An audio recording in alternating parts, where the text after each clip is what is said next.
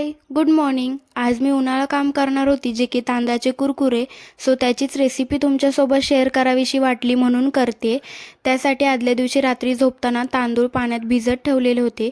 सकाळी उठल्यानंतर 8 ते 9 तास तांदूळ चांगले भिजल्यानंतर स्वच्छ पाणी निघेपर्यंत स्वच्छ धुवून घेतले. कुकरमध्ये जेवढे आपण तांदूळ घेतले त्याच्या 4 पटीने पाणी टाकायचं आहे. चवीपुरतं मीठ टाकून चिली फ्लेक्स ॲड केलेले आहे.